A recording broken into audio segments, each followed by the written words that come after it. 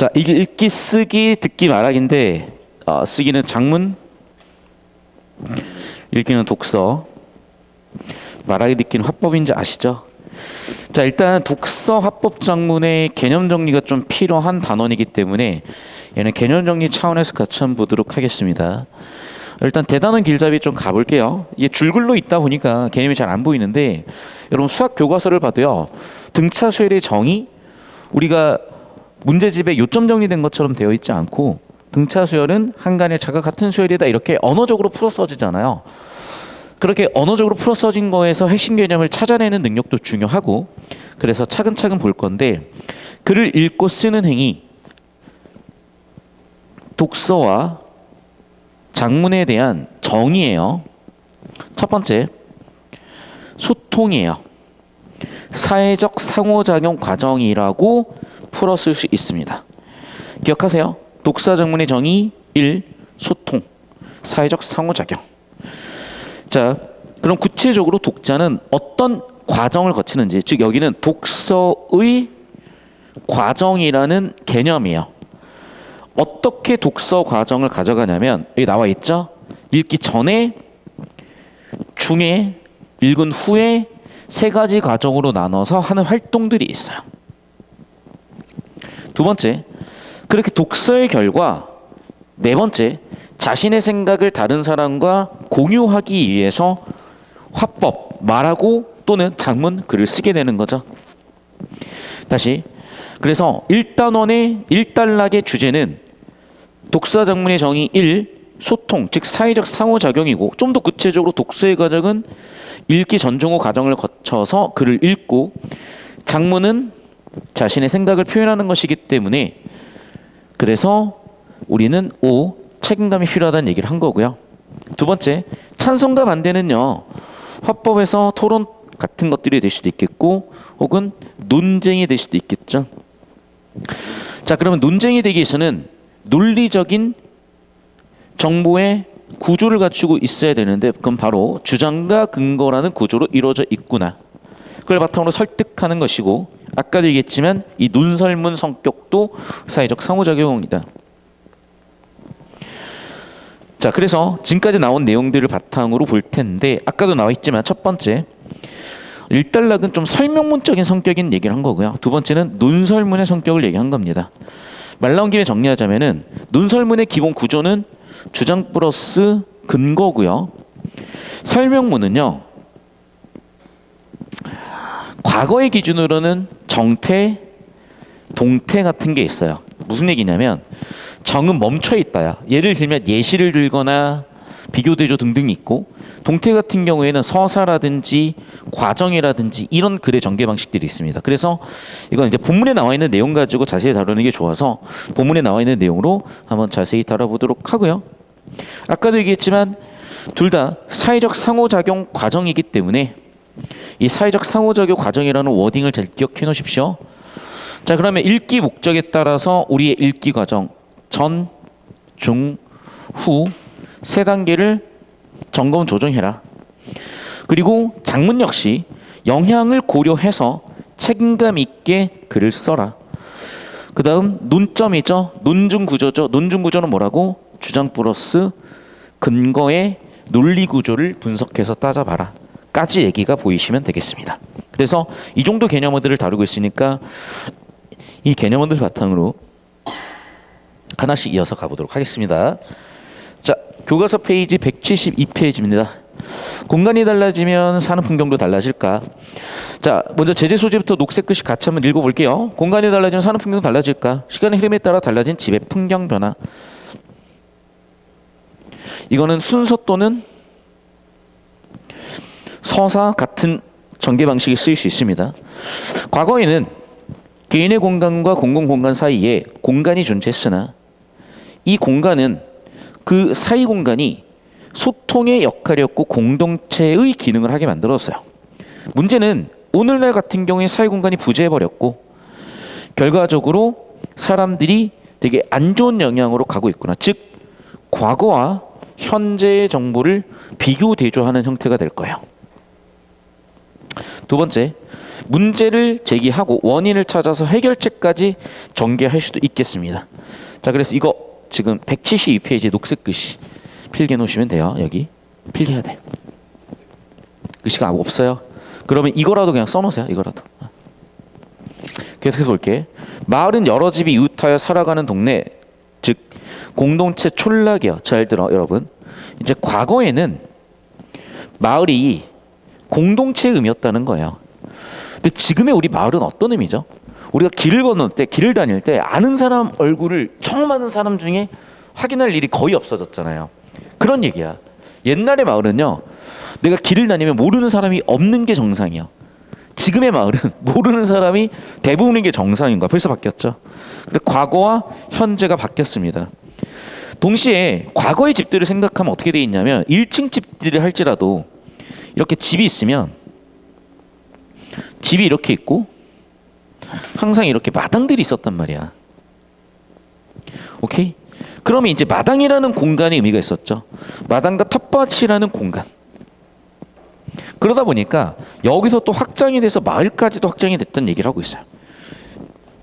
그러면 이 집은 가족의 공간이지만 마당은 우리 가족의 공간인가 동시에 외부에서 들여다볼 수 있는 공유의 공간이기도 하죠. 그럼 이러한 공유의 구조가 농경사의 특성과 아우러져서 이 공유의 공간이 정보, 노동력, 생산품의 교환의 공간이기도 했다는 거예요. 왜? 뭔가 소식 전할 게 있으면 마당에서 얘기를 했을 거고, 마당에서 모여가지고 농산일을 같이 준비하기도 했을 거고, 마당에 모여가지고 물건을 서로 주고받기도 했을 거니까. 그래서 그런 과거와 달리 현대 도시 사회는요, 이제 아예 여유 공간이라는 건 없죠. 아파트도 생각해 보면 다 개별 공간이에요. 물론 공유 공간도 있고 뭐 헬스장도 있고 뭐 거기 카페도 있는 아파트들 있어요. 그런데 그 개별적 공간에서 물론 어머니들끼리는 그래도 정보 공유를 하시는 것 같아. 근데 이제 여러분도 그렇지만 저도 그렇고 거기서 이제 아파트 주민들과 만나서 인사하고 이렇게 친분을 교류하는 일은 거의 없어진 것 같습니다. 그럼 봐봐. 개별적인 공간으로 아예 바뀌어버렸죠. 복도 현관 주차장 등의 과거의 공유 공간이 있었을 텐데 이 과거의 공유 공간이 실질적으로 공유는 됐지만 교류는 안 되는 공간이 돼버린 거죠. 그런 문제. 자, 그래서 이게 되게 문제라는 거죠. 그러면 물음표 원인을 찾아야죠. 문제가 있으니까. 즉 어떤 문제인 거야? 공동체 공간이 있지만 기능을 못하는 거예요.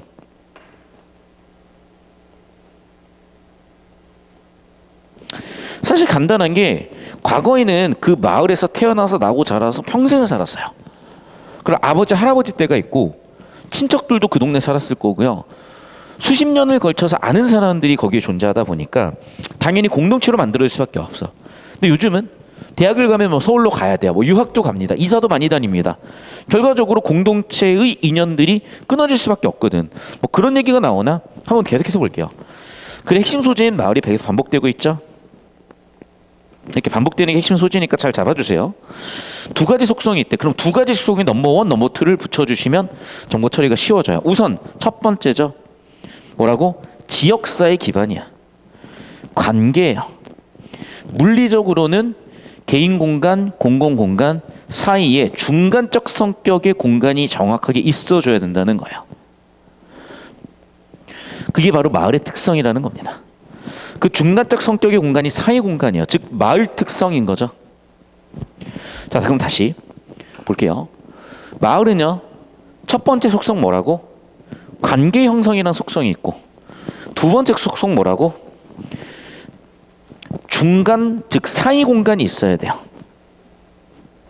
자, 그런데 얘는 단순히 아파트 복도 같은 주차장 같은 통행 목적보다도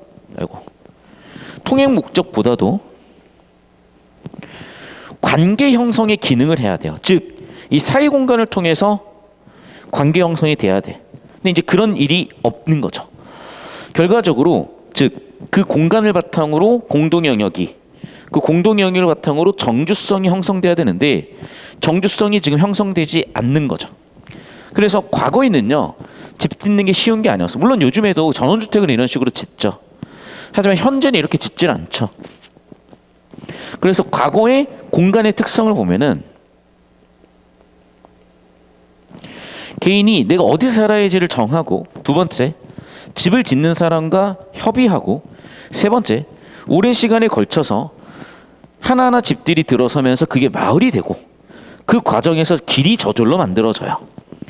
굉장히 자연스러운 과정이고 정성과 시간이 드는 과정이죠.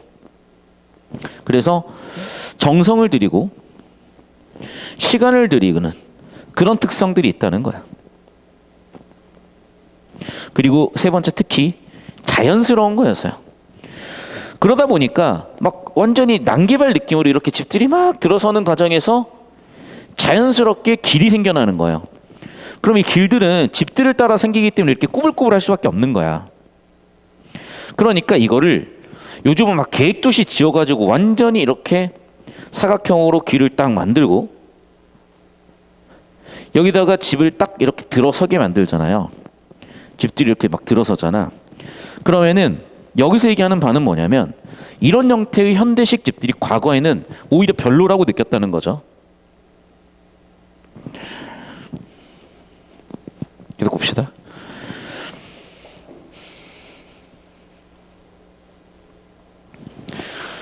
과거에는 개인의 생활하는 집과 일을 하는 장소가 멀리 떨어져 있지 않았고, 그렇죠. 옛날에 뭐 이동을 하겠어요. 그냥 바로 옆이지. 그렇기 때문에 사람들은 개인적 생활과 일터 사이를 매일 오가있을 것이고 다양한 경험을 하게 될 것일 거예요. 또 집도 가까우니까 당연히 친밀해졌겠죠. 즉 그런 개인의 생활 공간과 일을 하는 공간이 가까워서 경험됐을 것이고 친밀한 사회관계도 만들어집니다. 그러다 보니까 어쩔 수 없이 사람들과 마주치게 되고 그래서 마을이라는 개념까지 갔다는 거예요. 다시 이제 개인적 차원에서 볼게요. 개인의 공간인 방에서 나오면 마당이 있는데 이거는 공유의 공간이죠. 그러면서 대문을 열면 골목길을 만나고 이거는 이제 완전한 공유의 공간이죠. 그러니까 이 공유라는 게 이제 사실은 우리 집의 공간이니까 완전한 마을의 공유 공간이고, 그래서 자연스러운 경로를 통해서 계속해서 만날 수밖에 없는 거고, 그러다 보니까 인간의 관계가 형성될 수밖에 없더라. 그러니까 사실은 지금 이제 돌아가실 날을 얼마 안 앞둔 노인들은 평생을 살면서 자신들의 지혜 같은 거를 전수할 때가 있는데 이분들이 항상 얘기하는 게 이런 인간의 관계가 매우 중요하다는 거예요. 왜냐하면 돈은요 벌기도 하고 못 벌기도 하는 거예요. 그 돈에는 어떤 가치나 인격이나 관계 같은 건 없어요. 그 돈은 교환 수단일 뿐인 거죠. 가치의 저장 수단일 뿐인 거고. 그런데 인간관계는 한 번 틀어지면 고치기도 힘들고 손쉽게 한 번에 해결되거나 손쉽게 한 번에 만들어지지도 않는 거거든. 그러다 보니까 인간관계라는 게 일단 인간의 본능에도 가깝고 우리의 감정이나 이성이나 우리를 지탱해주는 그런 존재들이었는데 이제 그런 인간관계 전부 다 와해돼버리는 환경구조에 있다 보니까 현대인들의 아픈 마음들이 생겨난다, 이런 얘기를 하시는 노인분들 많이 보셨고, 그런 맥락에서 이 소재를 연결지어 보면 좋지 않을까. 특히 현대 대표적인 형태인 아파트와 과거 주택가의 차이인 거죠. 자, 그럼 아파트 특징은 뭐냐? 일단 층이 쌓여 있고요. 하나의 건물 내에 수평적이죠. 무슨 얘기냐? 물론 수직적으로 아파트는 뻗어 있지만 평수가 다 똑같고 공간의 구조가 다 똑같잖아. 그러니까 수직적이면 수평적이죠. 정확하게 균일하죠. 동질성이야. 자, 그런데 이 동질성이 오히려 우리한테 친밀감을 느끼는 형태가 돼야 되는데 이런 요소가 관계 변화를 시켰대요. 왜? 그 가장 큰 문제의 원인은 사이 공간의 부재 때문이라는 거죠. 사이 공간의 부재 때문에 결국에는 우리가 서로 교류하고 소통할 수 있는 공간이 없는 거야. 더군다나 생각이 너무 좁기도 하고 우리가 평소에 친밀했던 사람들을 만나기도 어렵고 더군다나 결국에는 빨리 개인 공간으로 가기 위한 과정일 뿐인 거죠. 그 개인 공간이 완전히 사생활을 보장하는 공간인 거고. 그리고 결국 무슨 얘기냐? 우리는 되게 모순적이라는 거죠. 즉 물리적 형태는 너무나 동일하지만 실제 생활적인 모습은 관념적인 삶의 형태는 전혀 공유가 안 되는 그런 상황. 즉 공유가 없으니 우리의 관계도 형성이 안 되고 관계 형성이 안 되니까 결과적으로는 예전에 그런 공동체 구조가 없어진다는 겁니다. 더군다나 보안 감시를 위한 수단만 있다는 겁니다. 결과적으로 우리는 단절될 수밖에 없는 것이죠. 더군다나 아파트 단지라는 개념은 우리를 구분짓는 역할을 한다는 거예요. 결국에는 뭐야? 단지 내에는 동질선을 갖는데 이 사람들은 또 교류를 하지 않고 단지 밖에서는 차단이 또 돼버리죠. 왜냐하면 다른 커뮤니티가 돼버리니까.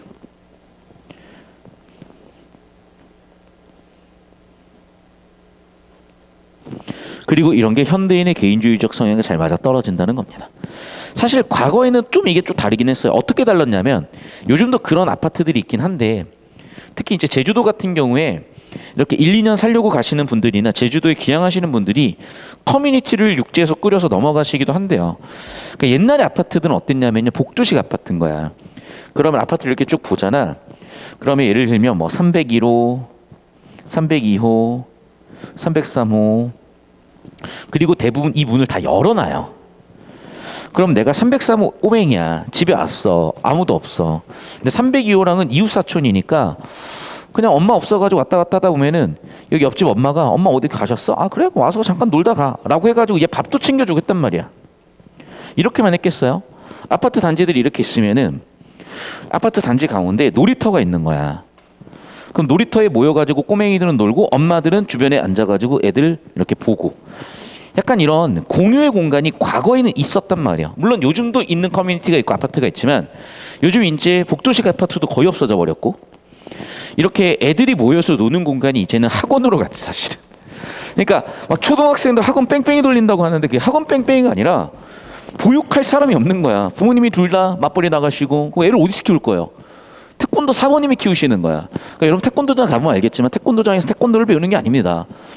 줄넘기 댄스 하고 있고 퀴즈 맞추고 있고 애들이 놀이하는 공간으로 변했지 사실상. 그러니까 과거에는 이런 커뮤니티들이 아이도 키우면서 이웃들끼리 교류하는 그런 공간이었다면 이게 현재 와버려서는 아예 교류가 차단돼 버리고 이 공간이 아예 이 공유 공간이 아예 학원으로 넘어가 버리네 사실은. 이런 상황인 거야. 계속해서 그런 문제점들을 계속해서 지적하고 있는 거죠. 단순히 이걸 현대인의 개인주의적 성향이라고 볼 수도 있겠으나 그보다는 뭔가 이런 어떤 당연했던 것들이 이런 거야. 우리가 공기의 소중함을 숨이 막힐 때까지는 모른단 말이에요. 물의 소중함을 갈증을 느낄 때까지는 모른단 말이에요. 똑같은 거죠. 그러니까 이게 인간의 본성이었던 거고 너무나 소중한 존재였음에도 이게 소중한지 잊고 있었기 때문에 결과적으로 우리는 이것을 이제 잃어버렸고 복구도 어려운 상황에 아직도 이걸 깨닫고 있는지 모르겠어요. 그래서 사실은 저는 그런 생각을 합니다. 갑자기 수업과 관련 없는 얘기지만 요즘 이제 제가 저한테 정치하시라는 분들이 좀 생겨가지고 근데 저는 정치를 하더라도 다른 걸 하고 싶은 게 아니라 그냥 이거예요. 뭐 여야 상관없고요. 좌파 우파 상관없습니다. 교육에 무슨 좌파 우파가 있고 정치 세력이 있겠어요. 다 필요 없고 그냥 초등학교 중학교 정도까지는 저는 사교육이 아예 필요 없다고 보는 입장이고 왜 그러냐면 초등학교 중학생은요 사실 보육이 필요한 애들이에요. 그런데 왜 학원을 다니냐? 아니 엄마가 맞벌이 하는데 어떻게 애들 키워? 결국 그거예요. 공동 육아의 공간으로서 수학학원, 영어학원, 태권도학원, 음악학원, 미술학원이 기능을 한 것뿐입니다. 그래서 초등학교 중학교는 학교 공간에서 그거를 대체해주면 그래서 지금의 초등학교 중학교 학원 선생님들 원장님들이 학교로 취업하시면 되는 것 같아요 저는. 그러면 이제 학교에서 그런 거를 돌봄 교육을 해주고 돌봄 교육 그것도 너무 경쟁률이 높아서 어떤 지역에서는 막 그거 떨어지면 이제 엄마들이 답답한 거예요. 왜냐면 학원 뺑뺑이 시간표를 짜줘야 퇴근하고 애들을 챙겨줄 수 있는 상황이 되는 거니까. 그래서 저는 이런 어떤 공유의 공간 그러니까 학교라는 공간이 오히려 공유의 공간이 될 수 있을 거고 도시계획을 하거나 혹은 학교를 설립하거나 신도시 계획을 할 때 그런 구조까지 같이 따버리면 당연히 지금의 우리나라 가장 큰 문제라고 하는 출생 뭐 그런 것도 다 해결이 될 수 있지 않을까. 제가 이제 20년 동안 사교육하면서 느낀 바가 그래요. 쓸데없는 소리고 그냥 아무 얘기 한 겁니다. 너무 신경 쓰지 마십시오. 사교육보호라는 사교육보호 사생활보호라는 장점은 있지만 같은 단지 내에서 공동의 목표를 추구할 때는 또 집단이 발휘되기도 하고 더군다나 그게 이익과 관련된 것일 때는 그렇대요. 그러니까 나는 그 얘기야. 이걸 자꾸 부정적으로 볼 게 아니라 그런 어떤 공간 공유만 잘하거나 법과 제도가 따라가 주거나 아니면 초품화라고 있어. 초품화. 초등학교 품은 아파트 이런 거 되게 비싸요. 왜냐하면 양육 환경이 너무 좋잖아. 초등학교 품은 아파트. 그러니까 제 생각에는 옛날도 그렇고 요즘도 그렇고 그렇게 될 수 있는데 과거에 학교에서 하는 체육대회 뭐 소풍 옛날엔 체육대회라는 표현도 잘 안 썼어요. 운동회였어요. 운동회. 이건 완전히 마을 잔치거든요. 그러니까 이거를 지역 축제와 결합시켜가지고 학교라는 공간을 학생들만 있는 공간이 아니라 지역 커뮤니티 활동 공간으로 만들어주면 얼마나 학생들이 공부하는 것도 어른들이 감시가 되고 그러니까 이게 학폭이 있는 이유도 뭐냐면 이거야. 어른들의 감시에 사각지대가 있기 때문에 학폭이 생겨나는 거거든. 제주도 같은 경우는 학폭이 심하지는 않아요. 있긴 있겠지만. 근데 왜 그러냐면 내가 제주도 1년 살았던 적이 있는데 너무 재밌었던 경험이 있어요. 어떤 경험이 있었냐면 이제 동네 아저씨가 1톤 트럭을 타고 왔어. 그리고 거기에 애들이 4명, 5명이 낑겨 타는 거야. 한 2명 탈 수 있는 자리에. 그런데 그 아버지가 그 아저씨가 옆집 아이한테 그러는 거야. 야 누구야? 이노야. 너 선생님 말씀 들어보니까 너 혼났다며. 너 그러면 안 돼? 라고 옆집 아저씨가 혼을 내시더라고. 당연히 꼬맹이는 네 알겠어요 하고 봐.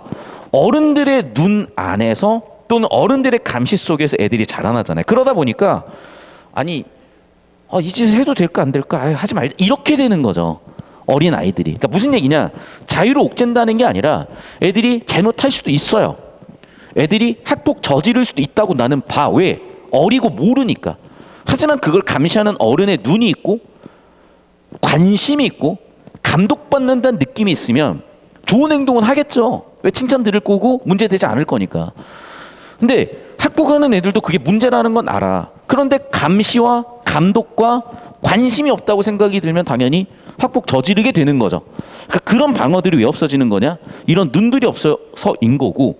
그러면 학교와 어른들을 단절시킬 게 아니라 이렇게 마을 잔치나 지역 축제를 같이 모여서 하는 거예요. 그러면 당연히 어른들 눈에 애들이 자꾸 밟히게 되는 거고 아이들이 그렇게 학폭을 하려다가도 괜히 잘못 걸리면 혼나니까 라고 하면서 조심스럽게 되는 거거든. 그래서 좀 이런 변화를 좀 가져왔으면 어떨까. 만약에 이제 저한테 정치하라고 하신다면 저는 이런 생각을 가지고 있고 할 생각 없어요. 뭐 정치 뭐 귀찮게 합니까. 그냥 저는 방구석에서 그냥 농사나 지으며 사는 게 제 미래 꿈이고 그렇습니다. 그것이 단지 이익과 관련된 것이면 막 이제 막 이렇게 막 진짜 막 한다는 거야 이제. 그래서 뭐냐 이거는 이해관계 일치에서 비롯되고 그래서 비용 때문에 집단의 힘이 좀 너무 이기적이라고 보는 것 같거든. 그런데 반면에 전통사회에서는 어떻게 이타적이었다는 거죠. 협력적 이타적이었다는 거죠. 그러니까 봐봐. 협력은 하지만 이기적 협력이라는 거고 여기는 이타적 협력이라는 거죠.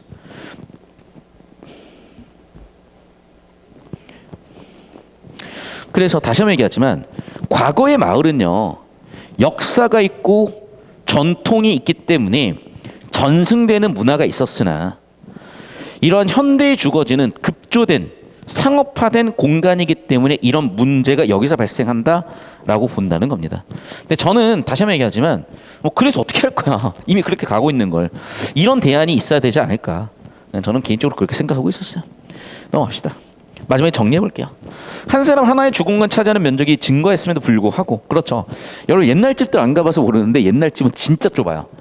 방 하나에서 막 4형제, 5형제 같이 살고 그랬거든. 근데 요즘 방 하나에 한 명 살잖아요. 그렇게 면적은 계속 증가했음에도 불구하고 사람들은 희한하게 모순적으로 답답하다고 느낀대. 왜 그렇게 했어? 공유 공간이 줄였고 교류할 수 있는 장이 줄었기 때문이다. 그 이유는 교류가 어렵기 때문이다라고 얘기했죠. 해결 방법이 뭐겠어? 그러면 교류를 해주면 되는 거지. 내가 그래서 얘기하는 거잖아요. 자, 봐. 여기 보면은 이런 공간들이 조성이 되어 있고, 하지만 이런 공간들에 보면은 어르신이나 어린아이, 부모들, 아기들밖에 없다. 이것이 단과 담사의 건물건물 지으면서 알아갈 수 있는 전통마을의 차이점이던데, 그러니까 여기서 뭔가 이벤트를 만들어 주면 되지. 예를 들면 뭐 거기서 뭐 플리마켓을 연다든지, 아니면은 뭐 거기서 축제를 한다든지, 뭐 아니면 거기서 뭐라도 뭐 있지 않겠어요? 아니면 투표를 거기서 한다든지. 그러니까 지금 우리도 예를 들면 투표소 같은 경우에도 뭐 너무 이제 투표소 느낌만 들잖아. 근데 투표도 어떤 이벤트 형식으로 하는 거야. 예를 들면. 그럼 그런 공간에 와서 사람들이 투표도 하고 애들 교육도 하고 뭐 서로 커뮤니티도 만들고 얼마든지 공간은 많은데, 너무 뭐냐면 좀 그런 낯가림이 심한 것 같아요. 우리나라 사람들은. 그러니까 외국 나가면 난 되게 재밌었던 게 뭐냐면, 처음 보는 사람인데 그냥 하이 뭐 이래요. 진짜 그냥 하이 하우야. 그리고 너무나 재밌는 게 뭐냐, 내가 그냥 뉴욕에 있는 마트예요. 뉴욕 얼마나 우리나라보다 더 고도화된 도시겠어요. 근데 뉴욕에 있는 그냥 마트에 가가지고 그냥 선물 몇 개 사가지고 이제 결제하는데, 그냥 걔네들은요, 마트 직원들부터도 하이 하와야, 하이 하와이고, 너 여기 살아? 물어보고, 되게 인형 귀엽네? 라고 하면서, 내가 건전지로 움직이는 인형을 딱 샀는데 너무 귀여우니까 얘가 딱 눌러가지고 움직여오고, 점원하고 결제하면서 그렇게 교류를 한다고. 근데 우리는 띡띡띡 얼마야? 빨리, 이런 느낌이잖아요. 그러니까 낯가림이 너무 심해져 버린 건 아닌가. 왜냐하면 미국이라고 그렇게 공유 공간이 따로 있고 그런 건 아니거든요. 저는 그래서 이게 공간의 문제도 될 수 있겠지만은 문화의 문제고, 또는 어떤 이벤트의 문제가 아닐까. 그래서 이런 원인들을 찾아서 우리는 이 문제들을 해결해 볼 수 있지 않을까, 뭐 이런 생각을 한번 이 글을 읽으면서 한번 해봤습니다. 그래서 어쨌든 이 정도 내용 알고 계시면은 여러분이 이런 요점 정리는 할 수 있을 거고, 요점 정리를 해보면 이제 볼 거예요. 문제의 원인은 마을의 변화 때문인 거예요. 그래서 과거에는 모여 사는 마을이었죠. 근데 현재에는 동질성은 있지만 사생활을 너무 강조하고 또 교류의 공간이 없어져 버렸죠. 특히 뭐가 없어? 네, 너무 급조되다 보니까 사람들의 관계 형성도 어렵다는 거예요. 얘네는 역사적으로 만들어주다 보니까 관계도 만들어진다는 거고, 그 차이라는 거죠. 그래서 관계가 있냐 없냐, 결과적으로 지금의 문제 원인은 이것 아닐까. 그래서 다시 한번 얘기하지만 이 비교 대조의 포인트로서 과거 현재를 비교 대조하고 있고, 집의 특성에 대해서요. 그러니까 과거에는 뭐라고? 공유의, 교류의 역할이 충분히 될 수 있는 공간이 있었지만, 공간이 있긴 있지만 얘는 거의 이동 공간 수준이다. 두 번째, 여기는 너무나 급조돼 버렸고 상업화됐어요. 과거에는 역사적이었고 자연적이었다고요. 결과적으로 관계가 형성은 되지만 얘는 관계가 형성이 안 된다. 이런 파란색 키워드 정도 잡아 놓으시면 여러분 충분히 지금 나와 있었던 내용에 대한 요점 정리와 문제에서 풀어볼 만한 내용들은 정리가 될 것 같고, 이제 읽기 활동은 읽기 전중후 과정을 거쳐서 하는데, 이게 사실 수능 문제나 내신 문제로 내기가 너무 쉽지가 않아요. 그걸 어떻게든 지금 만들어 보겠다고 이렇게 읽기 전에는 확인해, 예측해, 읽기 중에는 의도 추론해, 중심 내용 파악해, 일부 내일 요약 정리해, 물어보긴 해요. 근데 이거를 막 문제로 낸다고 해서 애들이 변별되고 막 그렇진 않기 때문에 실질적으로 여러분이 이거를 문제에서 맞을 일은 없어서 제가 이렇게 언급한 정도로 마무리 짓고 가보도록 할게요. 그리고 이제 여기는 이제 뭐 독서 활동이나 아니면 수행 평가로 나올 만한 내용들이라서 제가 따로 얘기 드리진 않고 일단어는 여기까지 마무리 짓겠습니다.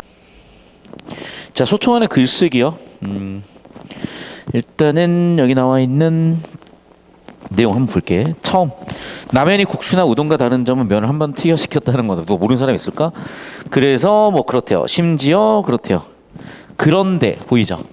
잘 들어. 이렇게 처음 시작하는 단락은 주제 세팅이고, 주제 세팅을 하기 위해서는 어떤 흐름에 따라서 어그로를 끈 거야. 그래서 물음표 Q 하면서 지나갔어요. 무슨 얘기 하고 싶은 걸까? 두 번째 단락. 컵라면 몇반은 봉지라면에 비해 더 가늘고 납작하다. 누가 모르냐고. 면발의 표면적을 넓혀. 아하, 이런 얘기죠 지금.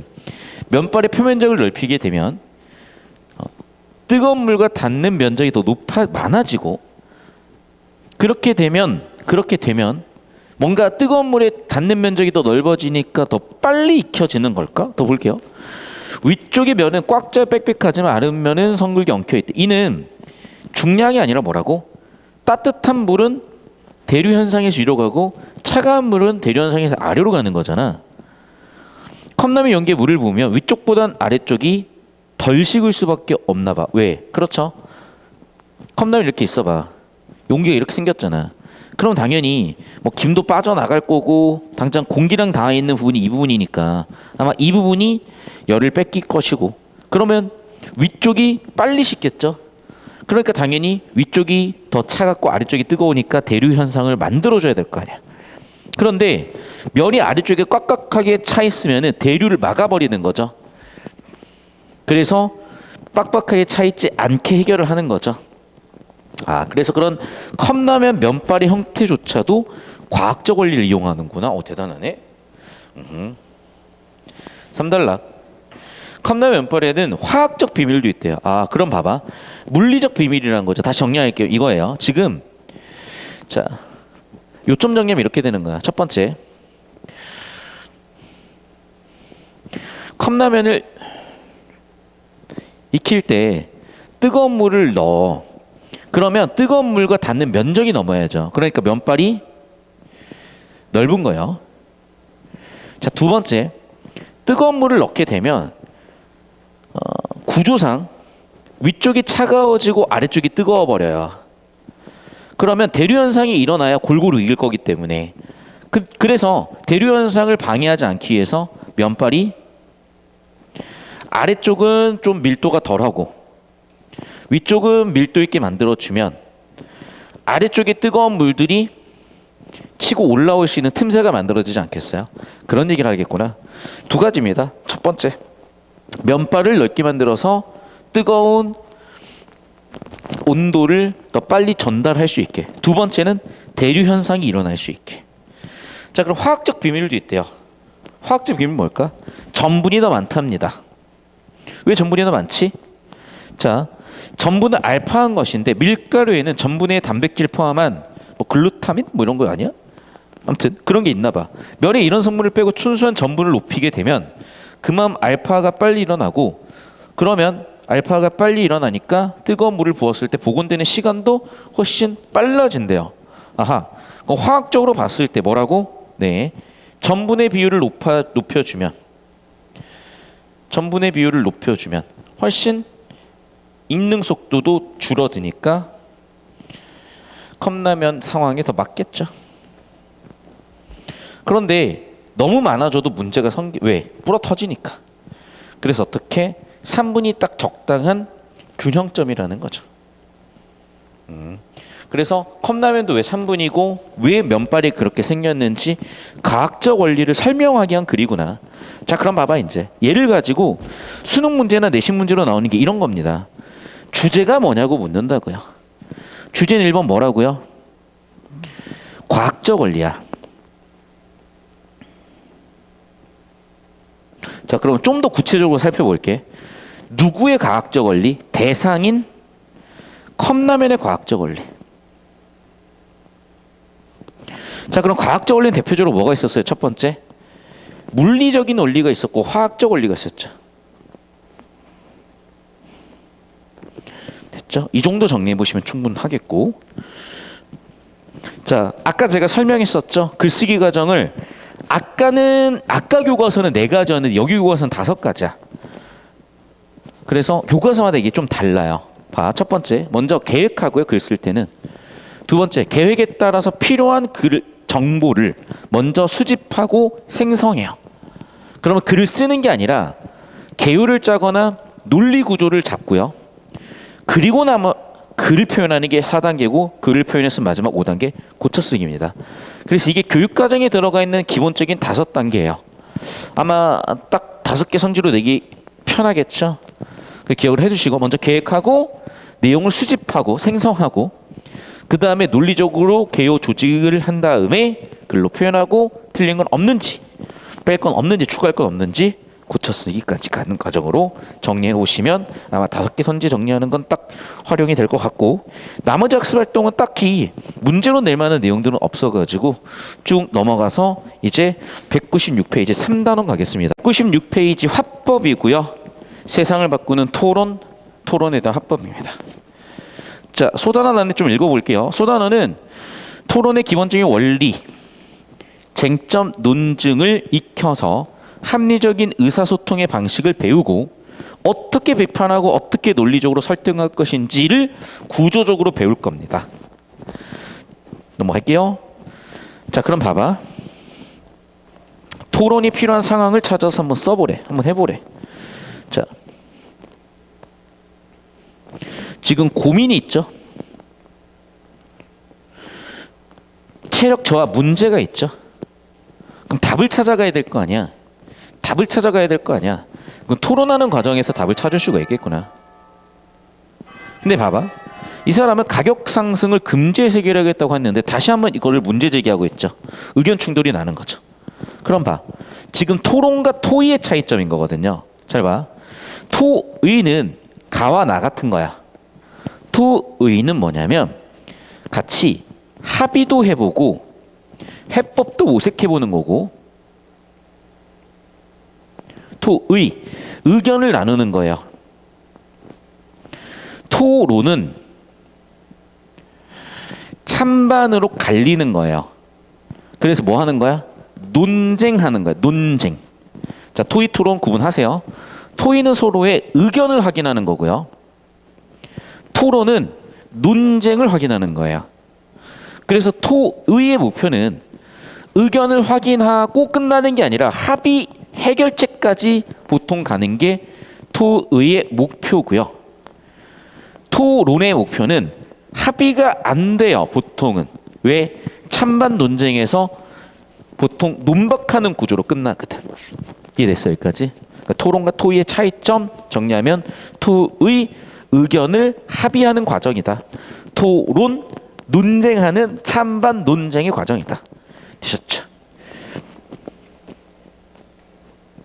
자, 그럼 봐봐. 논쟁이라는, 비판이라는, 논박이라는 구조를 무조건 이해하셔야 되고, 잘 들으세요. 내가 일단 찬성을 하잖아. 그러면 찬성도 하나의 주장이기 때문에 무조건 근거가 있어야 되고, 예시 같은 거 들어줘도 좋아요. 내가 반대를 한다는 것도 주장이죠. 그러면 당연히 근거를 들고 예시를 들어줘야 되는데, 찬성과 반대는 서로가 논박이잖아. 그러니까 찬성 측 입장에서는요, 반대를 반박할 수 있어야 돼. 반박에서 끝나요? 근거도 있어야죠.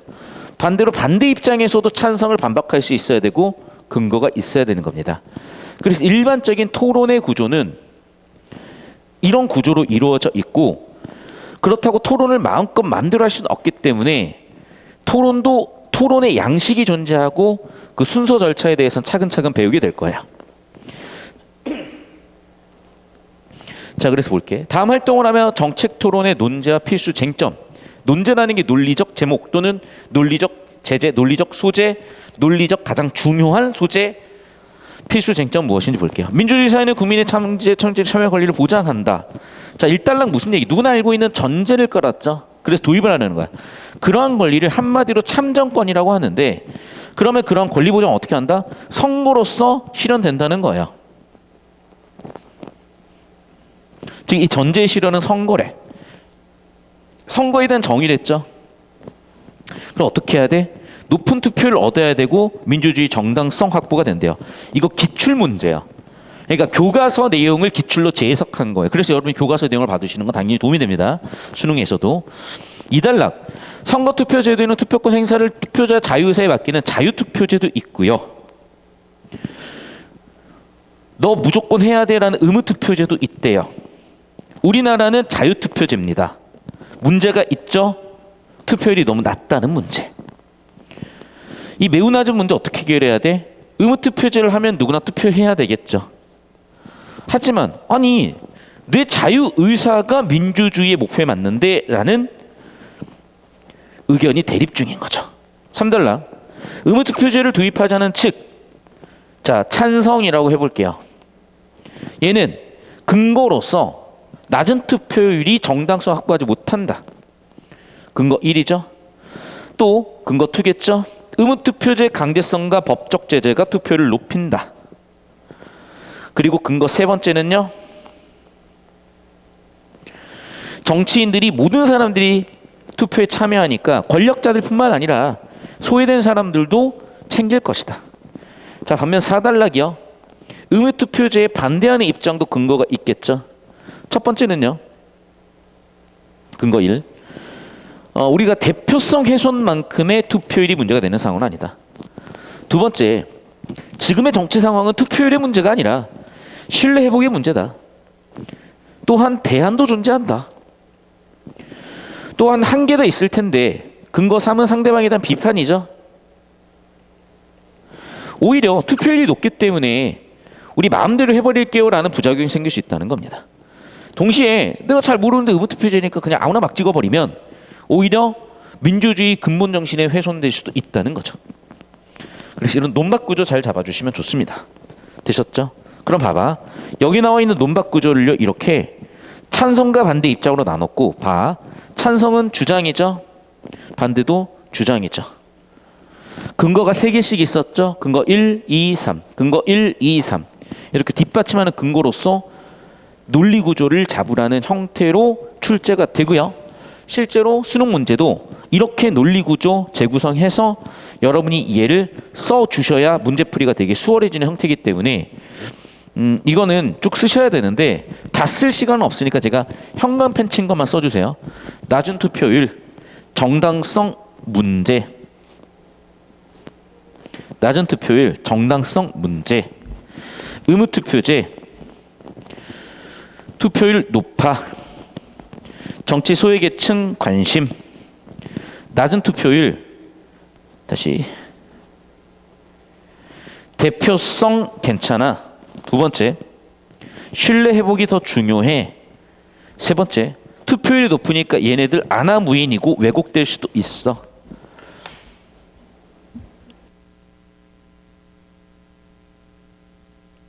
자, 정리되셨죠? 그래서 다시 한번 얘기하자면 이렇게 논설문 구조를 여기 왼쪽에 나와 있는 형태로 재구성하는 이런 구조도 처리가 수능으로도 내신으로도 필수적이기 때문에 잘 정리했고 거기에 관련해서 학습활동으로 정리해내온 내용을 방금 확인한 거고 이 자체가 내신 문제로 출제될 수 있으니까 잘 정리해 두시고요.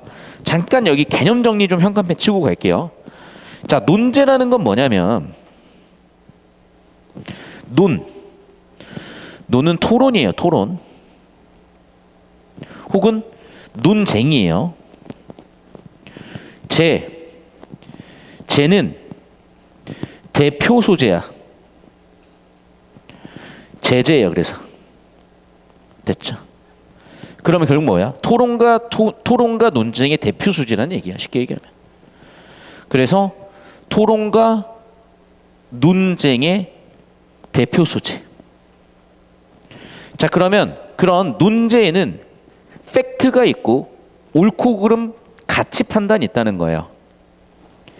팩트가 있고 가치 판단이 있다는 거예요. 또 방금 같은 경우에는 정책적으로 어떤 효과를 가져올 것인지에 대한 실행 방법, 그 결과로서의 문제 해결까지 될 수 있는 정책 논제에 대한 것들도 있다. 정리해 놓으시고 넘어가겠습니다. 자, 아까도 얘기했지만 우리 방금 한 거야. 방금 한 거죠. 방금 한 거고 그 내용을 좌우 구조에 따라서 정보를 분류해서 집어 넣으라는 얘기고 얘는 꼭 여러분 학습활동 연습해 보십시오. 왜냐하면 이런 거를 찾아 넣는 능력이 당장은 소재 자체가 쉬우니까 별거 아니어 보여도 이게 아주 고난도 독서 문제들 막 만점자 28명밖에 안 나오는 국어 시험에서 기본은 똑같거든요. 이렇게. 그래서 여기 있는 내용 그대로 그냥 학습활동에다가 베껴 넣으시고 속도가 느린 학생은 제가 현관펜 쳐주는 거 볼게요. 낮은 투표율, 정당성 확보 문제, 소외계층에 대한 관심. 반대한 입장에서는요. 정치적 관심. 잠깐만.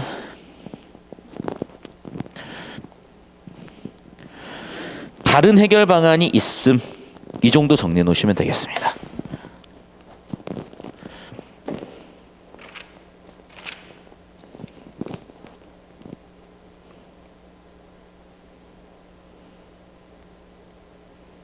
여기까지 됐죠? 오케이. 자, 그다음 이제 이어져서 그럼 봐 이제 지금 이제 토론하는 과정 중에 이제 찬성하는 쪽이 있었잖아요. 그러면 봐. 찬성하는 쪽에서 들어갈 입장이야. 그래서 시작할 때 자신의 논증을 하는 것을 입론이라고 해요. 자, 그럼 입론을 했을 때 어떤 구조를 가지고 있냐면요.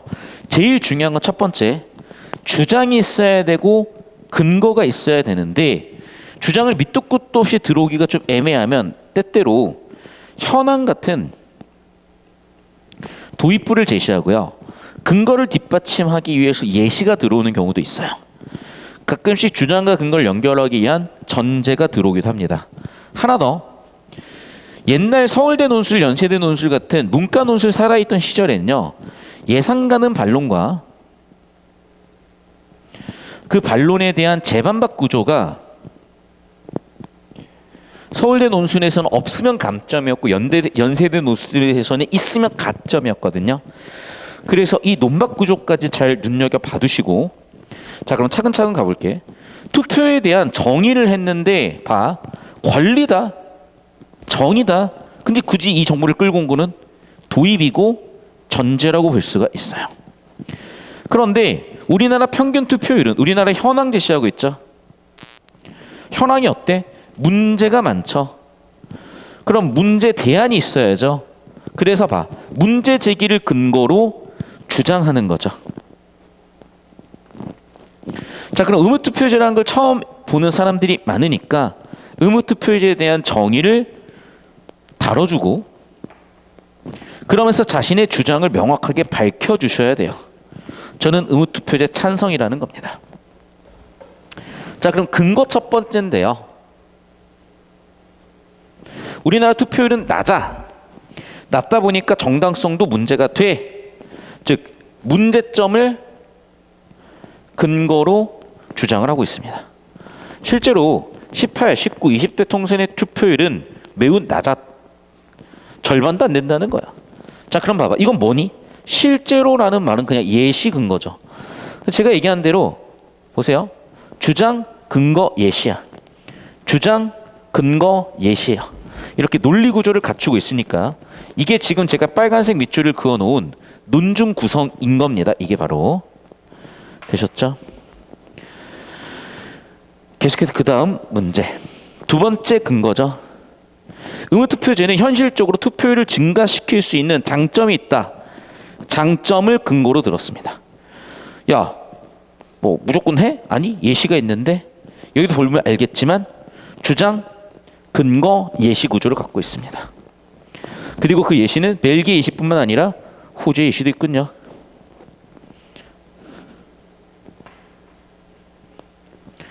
자, 그러면 둘째 근거 단락의 마지막 줄에는 이렇게라고 요약하면서 다시 한번 강조를 했고요. 자, 이제 근거 세 번째가 들어야 되겠죠. 의무투표제는 국민의 정치적 관심을 높여서 객관적인 장점이 있다. 미국의 정치학자를 여기는 예시라기보다는 인용이라고 하는 게 맞는 것 같고, 이렇게 권위자의 인용이 들어오게 되면 설득력이 높아집니다. 마지막 다시 한번 요약하면서 주장으로 마무리. 그래서 봐봐, 내가 아까 얘기했던 대로 뭐라고? 그래, 등장 배경, 즉 도입부에 들어갔던 내용을 써주시면 되는 거죠. 동시에 도입부에서 용어의 개념, 정의 같은 것도 밝히고 있으니까 글의 구조상 논제의 등장 배경과 개념 정립이라는 일단락 내용을 구조 처리하라는 의도로 보시면 되겠습니다.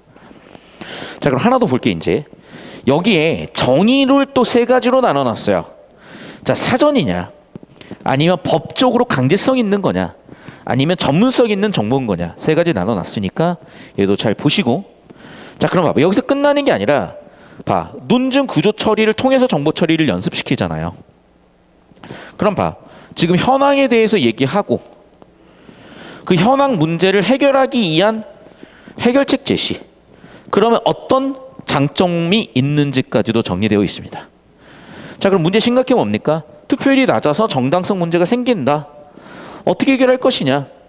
투표율을 증가시킬 수 있다. 의무투표제가. 의무투표제가 증가시킬 수 있다. 결과적으로 이런 객관성 있다, 관심을 갖고 온다, 공정하다라는 세 가지 장점이 있구나로 정리될 수 있겠죠. 자, 그럼 봐봐. 그럼 문제 심각성의 예시가 뭐였냐는 거야. 그래서 총선 투표율이 예시였죠. 벨기에, 호주가 예시였죠. 미국 정치학자 아저씨의 권위자의 견해를 인용했죠. 그래서 여러분 지금 녹색 글씨가 너무 많으니까 다 쓰지 말고 제가 형광펜 치거나 세모 치거나 필기해드린 파란색 내용 정도만 정리해 보시면은 핵심 내용들은 구조적으로 잡힌 거니까 일단 이 정도 내용으로 학습활동 정리해 놓으시면 여기서 필요로 하는 논리구조 잡는 연습은 충분히 됐습니다. 그래서 다시 한번 중요하게 다루는 건 뭐냐면 논리적으로 증명한다 줄여서 논증이에요. 그래서 논증의 구성은 어떻게 돼 있다? 주장, 이유, 근거. 주장 이유 또는 주장 근거인데 이유와 근거를 구분해 놔서 저는 이유와 근거를 그냥 퉁치거든요. 근데 봐봐. 근거는 뭐냐면 근거는 객관성을 갖고 있는 걸 보통 근거라고 하고요. 이유는요. 주관성을 갖고 있는 건 일반적으로 이유라고 하는데 근데 우리가 논리를 갖추려면 주관성보다는 객관성이기 때문에 일반적으로 근거라고 얘기하는 게 좀 더 적절하고 굳이 수능에서는 둘 다 명확하게 구분은 안 짓기 때문에 그냥 주장 근거 정도로 정리해 놓으셔도 괜찮습니다. 됐죠? 여기까지. 자, 그럼 봐 이제 토론을 진행하는 과정에서 이제는 반대측에서 또 입론을 할 수 있겠죠. 그럼 봐. 의무투표제를 반대하는 반대측의 입론 들어가는 자신의 논리 구조예요. 시작 때 쓰는 논리 구조야. 항상 얘기하지만 반대라는 주장이 있으면 뭐가 있어야 돼? 근거가 있어야 돼요. 근거를 바로 때려 박아줬죠. 첫 번째는 뭐라고? 투표율조차도 민주주의라는 거예요. 투표율 저조한 것도 민주주의다. 그 근거로 뭐라고? 공직선거법을 또 근거의 근거로 들었죠. 즉 자유로운 의사가 민주적 선택이고 그게 투표율인데 그게 왜 문제냐라는 거죠. 둘째, 의무투표제 이외의 대안이 있다는 겁니다. 그게 뭔데요? 첫 번째, 투표 시간 늘려주세요. 일하는 사람 못하잖아. 장애인, 노약자, 집에서 힘들어서 못 나오는데 이런 사람들 너희가 적극적으로 도와줘야지. 의무로 해버리면 이 사람들 막 피곤하고 힘든데 무리하게 나오게 되잖아. 깜빵 간 사람들 어떻게 할 거야? 또 투표권 박탈된 사람들도 역시 투표 못하기 때문에 투표율 저하의 원인이 되지. 또 처벌 대신에 다른 대안도 있지 않을까? 근거 세 번째, 의무투표제가 관심을 높여서 객관성, 공정한 정책으로 대결하는 선거문을 만든다. 너희의 찬성 측 주장에 대해서 나는 반박할게요. 자, 반박하려면 근거가 있어야죠. 브라질 정치학자 데이비드 플라이셔를 근거 인용을 했죠. 이처럼 요약 정리하면서 다시 한번 자신의 주장 반대하면서 끝났습니다. 그러면 당연히 얘를 제가 파란색 논리구조를 잡았죠. 그럼 파란색 논리구조를 그 아래 논리구조로 잡으라고 한 것이고, 자, 이 교과서에서는 보시다시피 이유는 뭐라고? 이유는 사람들의 생각 같은 게, 즉 약간의 주관성 있는 정보, 근거는 팩트에 관련된 정보, 객관성 관련된 정보를 집어넣으라는 거죠. 자, 그럼 봐. 둘 다 지금 문제의 심각성이 있었는데 왜 문제가 심각하니? 근데 그 부분에서 생각이 좀 다른 거죠. 자, 무슨 얘기야? 투표율이 낮은 건 문제인 건 맞지만 아니? 야, 결국 뭐야 그것도? 민주적 선택의 결과라고 본다면은 민주주의 위배되는 건 아니야. 그 다음에 대안도 있지. 이런 6가지 대안들을 활용하는 게 낫지 않겠어? 마지막,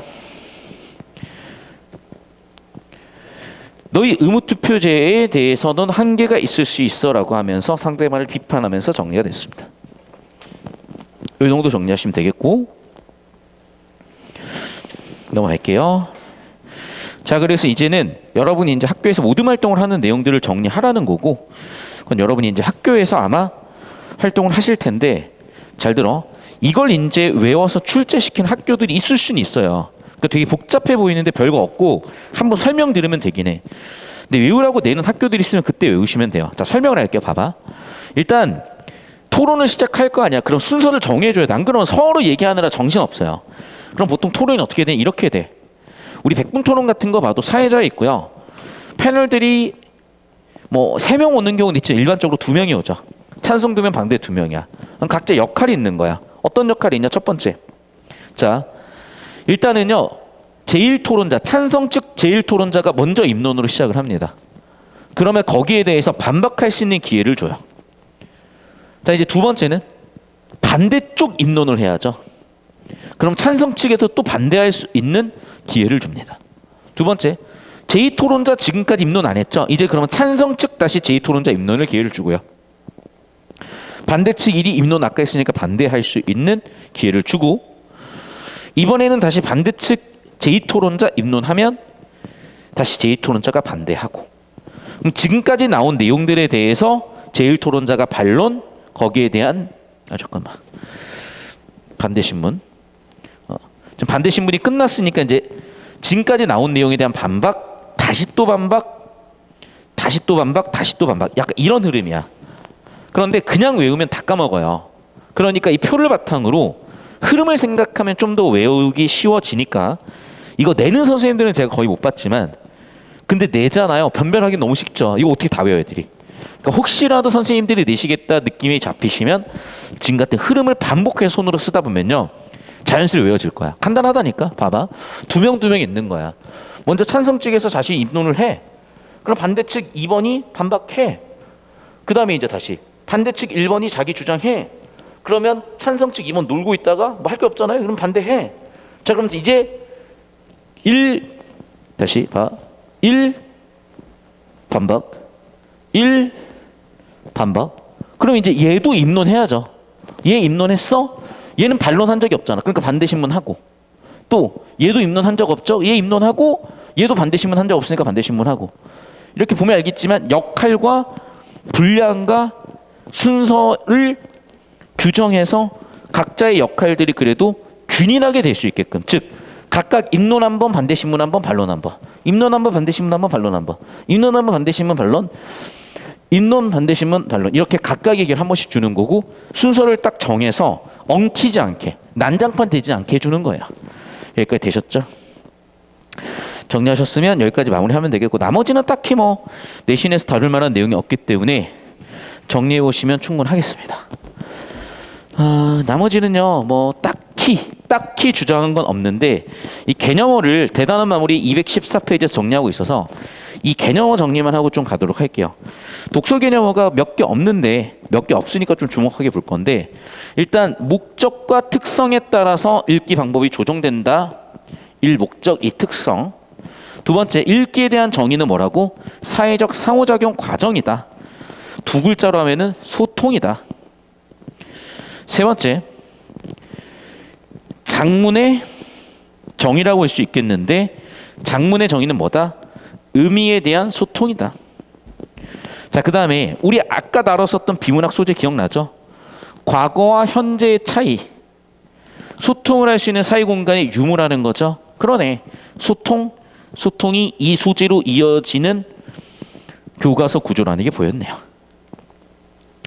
계속해서 우리가 논제와 관련해서는 필수 쟁점이 논점인데, 또는 논제인데, 그 논증을 펼쳐나가는 기본 구조는 주장, 근거고, 이유라는 건 좀 더 주관성 있는 정보, 근거는 객관성 있는 정보구나. 되셨습니까? 이 정도 마무리 정리하시면은 필요한 개념들은 마무리가 다 됐고, 나머지는 딱히 다룰 만한 내용은 없어서 이 단원은 이 정도로 마무리 짓겠습니다. 여러분 수고하셨습니다.